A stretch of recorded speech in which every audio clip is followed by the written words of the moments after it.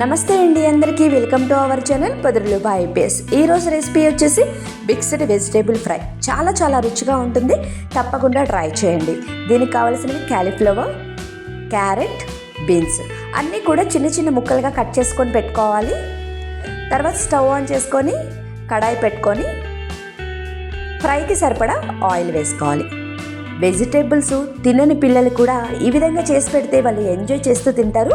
అంత రుచిగా ఉంటుంది ఈ ఫ్రై రెసిపీ అనేది. ఈ విధంగా ఫ్రై అయిన తర్వాత కచ్చపచ్చగా దంచుకున్న 5 నుంచి 6 వరకు ఎల్లుల్లిపాయలు, అలాగే 2 రెమ్మల కరివేపాకు వేసుకొని ఫ్రై చేసుకోవాలి.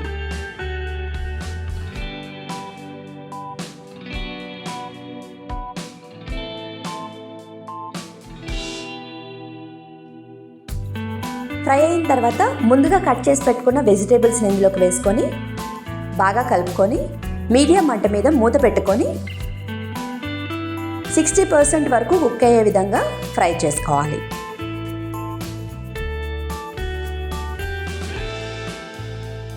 ఈ విధంగా మధ్య మధ్యలో కలుపుతూ ఉండాలి.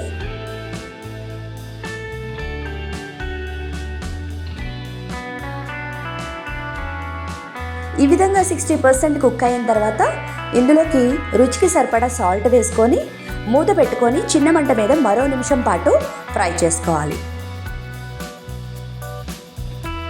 ఈ విధంగా ఫ్రై చేసుకున్న తర్వాత ఇందులోకి 1 స్పూను ధనియాల పొడి, అలాగే కొంచెం పసుపు వేసుకొని బాగా కలుపుకొని మూత పెట్టుకొని పచ్చివాసన పోయేంత వరకు చిన్న మంట మీద ఫ్రై చేసుకోవాలి.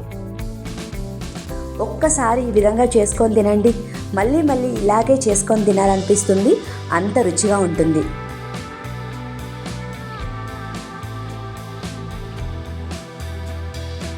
మీరు కావాలి అనుకుంటే కనుక ఇందులోకి ఒక 4 పచ్చిమిర్చి కూడా యాడ్ చేసుకోవచ్చు, కొంచెం కారంగా కావాలి అనుకుంటే కనుక. ఆ తర్వాత ఇందులోకి 1 స్పూన్నర వరకు కారం వేసుకొని బాగా కలుపుకొని 1 నిమిషం పాటు ఫ్రై చేసుకోవాలి. ఇక్కడ నాకు వెజిటేబుల్స్ కుక్ అయిపోయినాయండి సాఫ్ట్గా. ఫ్రై చేసుకున్న తర్వాత లాస్ట్లో దించే ముందు 3 స్పూన్ల ఎండు కొబ్బరి పొడి కూడా వేసుకొని బాగా కలుపుకొని 1 నిమిషం పాటు ఫ్రై చేసుకొని ఈ విధంగా స్టవ్ ఆఫ్ చేసుకోవాలి. అంతే, ఎంతో రుచిగా ఉండే మిక్స్డ్ వెజిటేబుల్ ఫ్రై రెడీ.